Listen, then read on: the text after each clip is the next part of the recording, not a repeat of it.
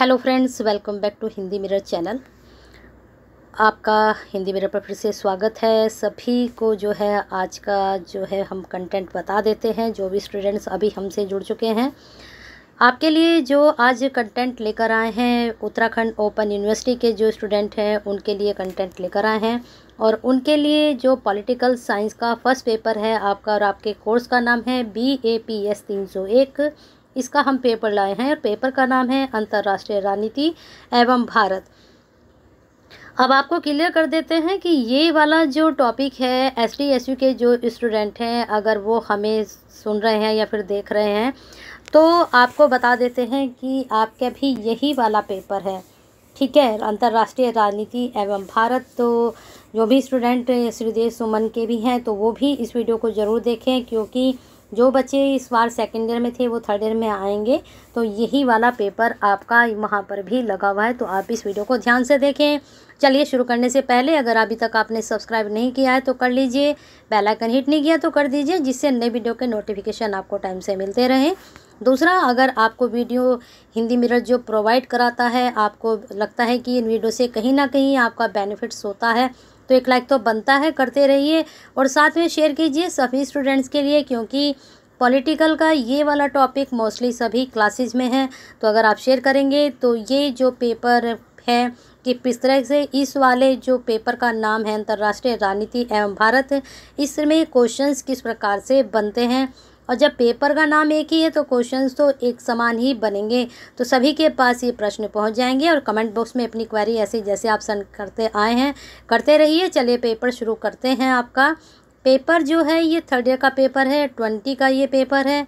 और 20 में जो पेपर आया था वह 2 घंटे का आया था और 80 नंबर का आपका पेपर था, ठीक है। इस बार भी यही आपका पैटर्न है। 21 के आप पूछ रहे हैं तो 21 में मैं कई बार क्लियर कर चुकी हूँ कि 21 में जो आया था वह MCQ बेस आया था, और MCQ बेस आया था तो इस वजह से वो वाले पेपर हमने अपलोड नहीं किए, क्योंकि इस बार आपका पेपर जो आएगा वो थ्योरेटिकल आएगा, ना कि MCQ आएगा। तो पेपर आपको पता चल गया कितने नंबर का था और कितने नंबर का आपको करना है, ये भी अब चेक कर लेते हैं। यहाँ पर ये 80 अंकों का ही आपको बता दिया गया है। 2 खंडों में आपका पेपर विभाजित होगा, क और ख। प्रत्येक खंड में आपको जिससे प्रश्न बताए हैं वैसे ही आपको करने हैं। नंबर भी आपको बताए गए हैं, नंबर के अकॉर्डिंग आप अटेम्प्ट कर सकते हैं। अब यहाँ देख लीजिए, खंड का से आपको 5 दीर्घ उत्तरीय प्रश्न दिए गए हैं, करने नहीं हैं, दिए गए हैं। यहाँ पर 20 अंक का एक प्रश्न है, यानी कि जो ये हैं ये 20 नंबर के होंगे, लेकिन आपको केवल 2 ही प्रश्नों के उत्तर देने हैं। तो 5 का मतलब आप समझ रहे हैं कि आपके पास बहुत ऑप्शन है। अगर आपकी 7 यूनिट हैं, 8 यूनिट हैं, ये वाली मैं बुक भी अपलोड कर चुकी हूँ, समझा चुकी हूँ कि कहाँ से आपके क्वेश्चंस बनेंगे। सेकंड पेपर भी मैं अपलोड कर चुकी हूँ, क्वेश्चन पेपर अब लेकर आई हूँ आपके प्रीवियस, तो उसमें आप जाकर चेक कर सकते हैं। मैंने बताए हैं कौन कौन से क्वेश्चंस आपके बहुत ही इंपॉर्टेंट हैं एग्ज़ाम पॉइंट ऑफ व्यू से।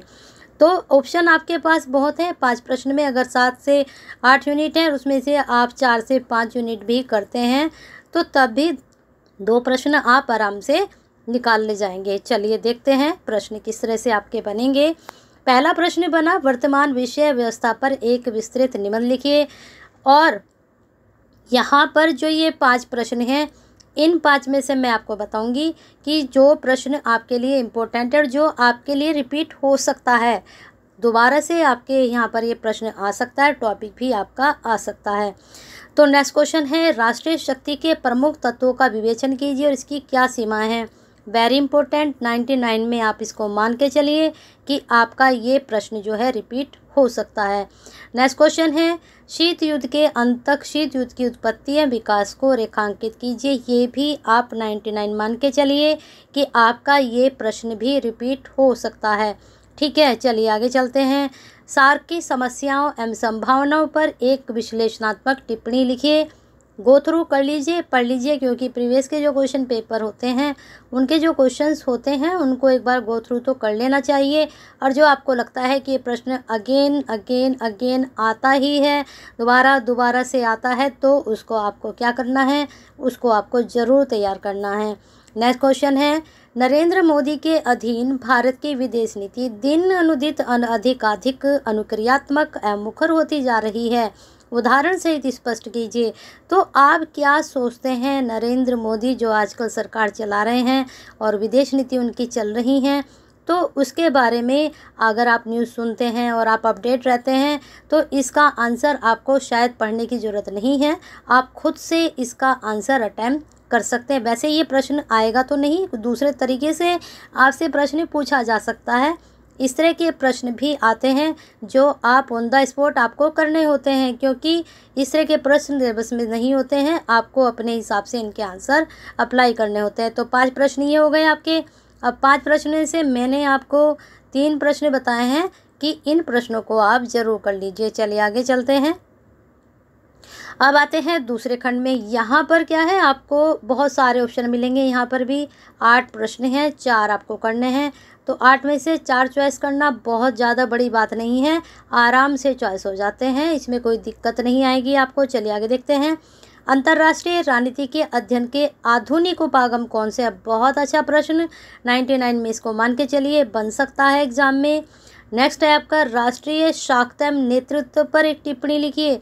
बहुत अच्छा, ये भी आपको 99 में मान के चलना है। वैश्वीकरण के मुख्य कारणों को रेखांकित कीजिए, ये भी आप कर लीजिए। रिपीटेड सारे क्वेश्चन हैं ये। नेक्स्ट आपका है अंतर्राष्ट्रीय मुद्रा कोष IMF से क्या कार्य हैं? बहुत अच्छा, ये भी आप तैयार करिए। 4 तक तो आप छोड़ना मत, एक भी प्रश्न तैयार करिएगा। और एक बात और बता दें, जो शॉर्ट हैं वो लॉन्ग हो सकते हैं, जो लॉन्ग है वो शॉर्ट हो सकते हैं, तो अच्छे से इनको तैयार कीजिए। भारत की परमाणु नीति पर एक संक्षिप्त टिप्पणी लिखिए, पढ़ लीजिए, कोई नहीं। यूरोपीय संघ EU में चल रहे वर्तमान संकट के बारे में आप क्या जानते हैं? अब देखिए, करंट से ही आपसे क्वेश्चन पूछ लिया गया है, तो थोड़ा सा आपको करंट में भी बने रहना है कि आजकल क्या चल रहा है, ठीक है। चलिए आगे चलते हैं आपके 7 क्वेश्चन पर। गुटनिरपेक्ष आंदोलन में भारत का विश्लेषण कीजिए।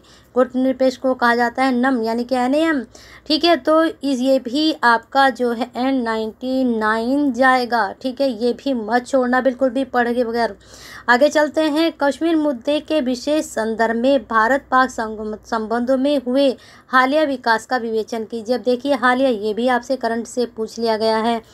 तो यहाँ पर पॉलिटिकल के 3 क्वेश्चंस आपसे जो कैसे पूछे गए हैं, करंट से पूछे गए हैं, जो कि आपको ऑन द स्पॉट आपको पता होना चाहिए कि ये टॉपिक आपने सुना है और आपने अच्छे से इसको ऑब्जर्व किया है, फिर आप इसको अटेम्प्ट कर सकते हैं। तो इस प्रकार से ये आपका पेपर था और इसमें से कम आप 4 से 5 प्रश्न अगर तैयार करेंगे तो डेफिनेटली यहाँ से आपके 3 से 4 प्रश्न जरूर बनेंगे। इतना तो मुझे पता है, यहाँ से 4 प्रश्न आपके पेपर में ज़रूर बनने वाले हैं।